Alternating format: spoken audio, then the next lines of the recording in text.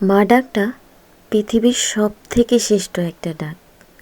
এই ডাকটা একজন মায়ের কাছে যেমন সবথেকে প্রিয়, একজন সন্তানের কাছেও এই মা ডাকটা অনেক বেশি প্রিয়।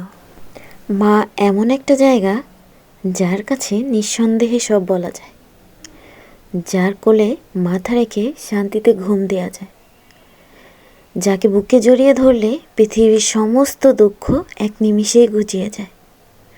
আসসালামু আলাইকুম, কেমন আছেন সবাই? আলহামদুলিল্লাহ, আমি তো ভালো আছি। তবে অনেক দিন পরে আসছি আপনাদের মধ্যে। কেউ কি মিস করেছিলেন আমাকে?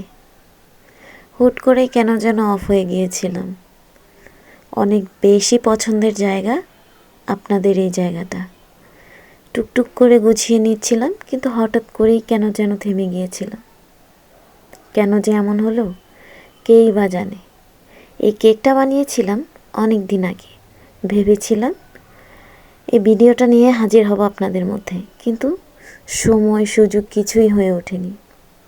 হয়তো ভিডিওটা আপলোড করার মতো নির্দিষ্ট সময় হয়নি। সব কিছুরই তো একটা নির্দিষ্ট সময় থাকে। হয়তো আজকেই সেই সময়টা। যাই হোক, আবারও জিজ্ঞাসা করছি, কেমন আছেন সবাই? ভালো আছেন তো?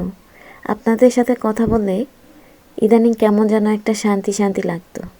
এখনও লাগে। খুব বেশি মিস করেছি, তবে ইনশাআল্লাহ আবার নিয়মিত হওয়ার ট্রাই করব। কথা বলতে বলতেই কেকের ভিডিওটা কিন্তু অনেকটা এগিয়ে গিয়েছে। কেকটা ছিল 1 পাউন্ডের একটা চকলেট কেক। তবে এই কেকটা ছোট্ট একটা পুচকু সোনার জন্য ছিল। তবে এই কেকটা কিন্তু একটা বেবি শাওয়ার কেক। যে পুচকু সোনাটা পৃথিবীতে এখনও আসেইনি।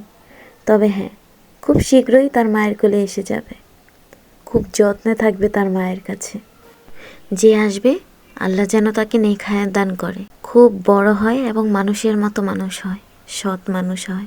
আমার কাছে বরাবরই এই পুচকু সোনাদের এই কেকগুলো বানাতে খুব বেশি ভালো লাগে। অনেক বেশি আবেগ এবং মায়া কাজ করে। আর আমার প্রত্যেকটা কাজই অনেক বেশি আবেগে আর মায়ায় মেশানো। কেকটা পিঙ্ক এবং স্কাই কালারের মধ্যে ছিল। এই পায়ের পাতার আর্টটা এত বেশি সুন্দর হয়েছিল সামনে থেকে, অনেক বেশি ভালো লেগেছিল। কেকের বিষয়ে তেমন একটা বললাম না, আপনারাই দেখে বুঝে নিন বরাবরের মতোই। ভালো থাকবেন সবাই। আজকের ছোট্ট ভিডিওটা এইটুকুই।